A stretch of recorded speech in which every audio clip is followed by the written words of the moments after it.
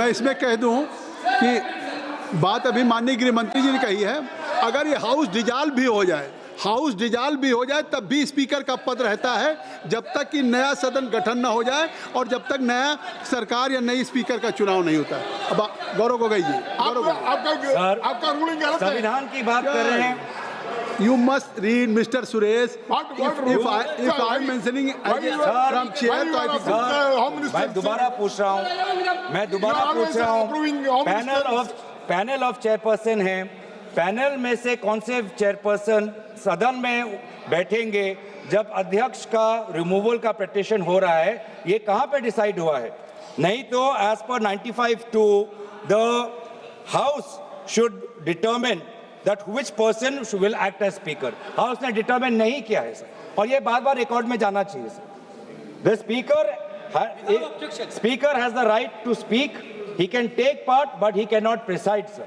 And by tally is also there. And so while the chairperson, a selected chairperson, has been chosen from the panel, that is a clear exercise of the power of the speaker, which is not allowed. It's a violation of the constitution. और यही हम देख रहे हैं पिछले 5 साल से, क्योंकि आज आप, जिसे हमारे ऑनरेबल कॉलीग वेणुगोपाल जी ने कहा कि इससे पहले भी 3 बार इस लोकसभा सदन के अंदर अविश्वास प्रस्ताव आया है, 87, 56 और 66 और 54 में। और 1987 की बात करें, 1966 की बात करें, जब motion was moved against the speaker, a deputy speaker was sitting on the chair. A deputy speaker was speaking on the chair. और आज ऑपोजिशन इंडिया अलायंस के लगभग 200 सांसद होने के पश्चात भी आज यहाँ पे डेप्यूटी स्पीकर नहीं है। इस प्रकार का सदन चल रहा है। यहाँ देश को पता चलना चाहिए कि सदन कैसे चल रहा है। इस सदन के अंदर सर, ये माइक भी अब एक अस्त्र बन गया है। ये माइक भी एक अस्त्र है। ये माइक भी एक अस्त्र है, जिस अस्त्र को यहाँ पे सुविधा के रूप से सत्ता पक्ष को दिया जाता है और विपक्ष को, विशेष रूप से एलओपी को, उनके अपना बोलने के लिए ये माइक उनको नहीं मिलता। ये माइक नहीं मिलता। ये आरोप नहीं है, ये यही मोशन है। ये आरोप नहीं है, यही मोशन है।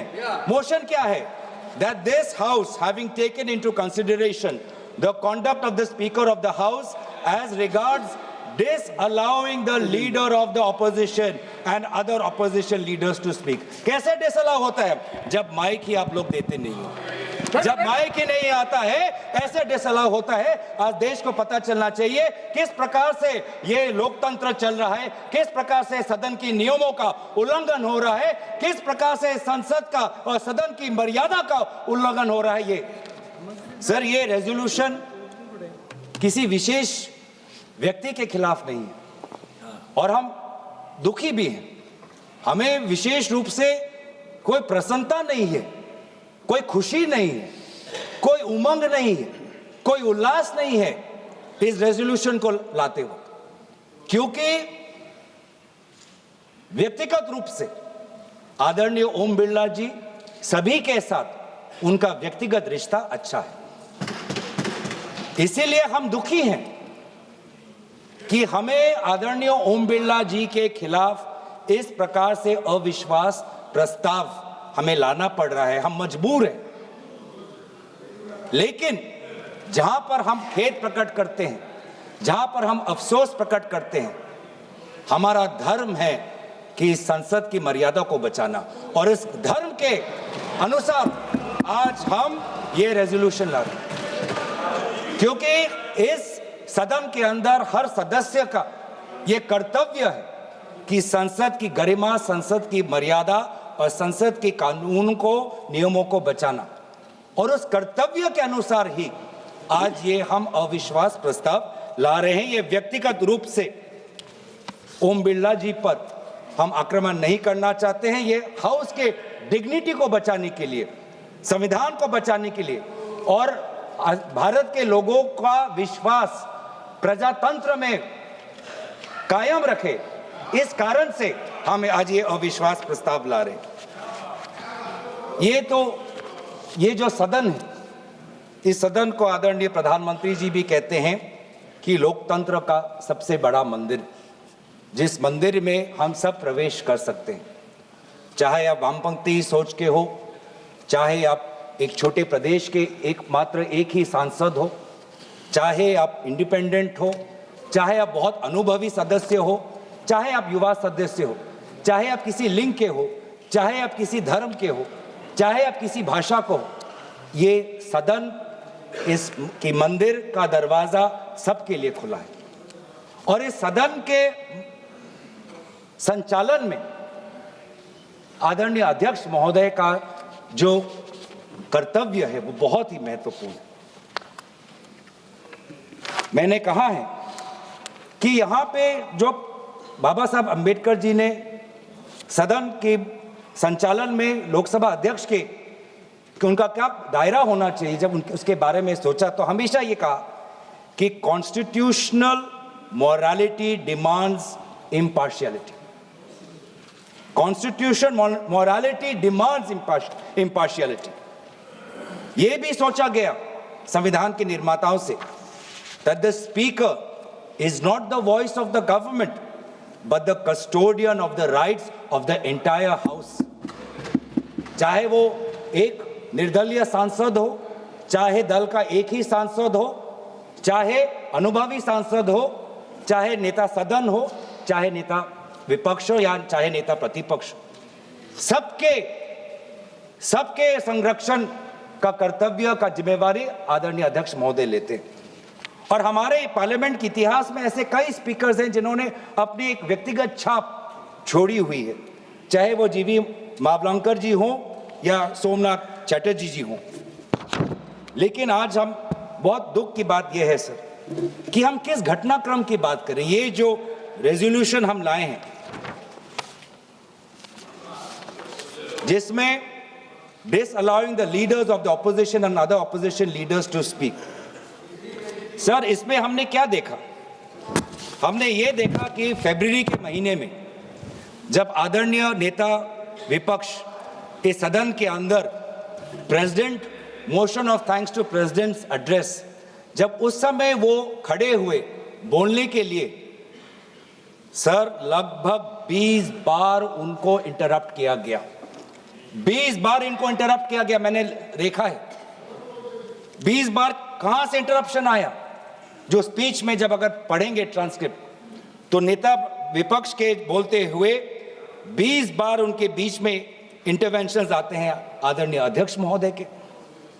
पैनल ऑफ चेयरपर्सन, उस समय जो चेयरपर्सन होते हैं, senior members of treasury benches, defence minister, home minister, parliamentary affairs minister, 20 बार नेता विपक्ष को बार बार संयोजित तरीके से motion of thanks to president's address, जो इतना महत्वपूर्ण चर्चा है, 20 बार उनको इंटरप्ट किया गया। किस कारण से, किस उद्देश्य से? बस इतना ही कि नेता विपक्ष ये बात कहना चाहते थे कि जिस समय भारत के सेना को अपने देश की मुखिया की जरूरत थी तो देश के मुखिया ने कहा जो भी उचित लगता है कर लो। इस बात पे तो आ चुका है नहीं, ये बात उस दिन भी आ गई थी बात, रक्षा मंत्री जी ने भी कह दिया था, गृह मंत्री ने कह दिया था, तो अब उसका क्या उल्लेख करें? सर किस ये फरवरी 26 में के बाद ही तो ये लाए हैं। आपने कहा कि जब मोशन लाया जाता है डिटेल्ड होना चाहिए, डेफेमेटरी नहीं होना चाहिए। तो ये जो हम कह रहे हैं कि the speaker of the house did not allow the leader of the opposition to speak, sir, I'm merely substantiating our motion through examples। तो क्या हुआ? The LOP was repeatedly interrupted while attempting to place few critical issues mandatory to be known for the house and to the citizens of the country। उन्होंने ये बार बार कहा कि जिस समय हमारे देश के सीमा पे खतरा था और देश के सेना को आदरणीय उनके रक्षा के जो विभाग के जो मंत्री हैं, जब उनकी जरूरत थी, जिस तत्परता रक्षा मंत्री को दिखानी चाहिए थी, उस समय रक्षा मंत्री ने तत्परता नहीं दिखाई। घंटों तक उनको रुकना पड़ा। और जब हमारे में सर हमारा एक पॉलिटिकल लीडरशिप है, यहाँ पे पाकिस्तान की तरह हमारे यहाँ पे मिलिट्री लीडरशिप नहीं है।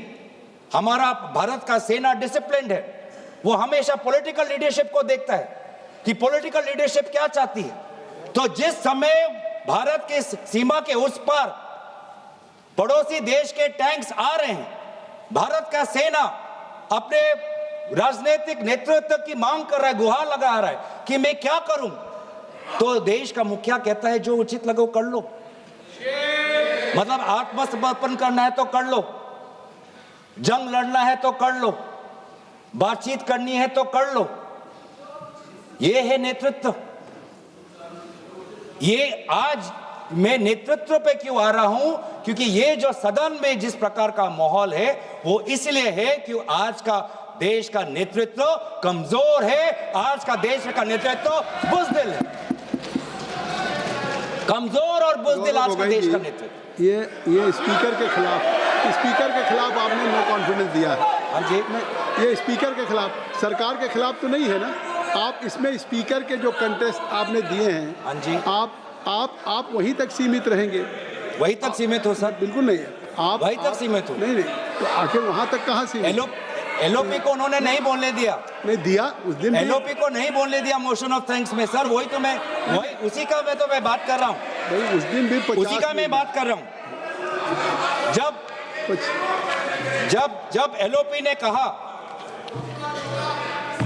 एलओपी ने कहा this wasn't the only truth highlighted by the LOP, sir I am not, sir यही है सर, यही है सर।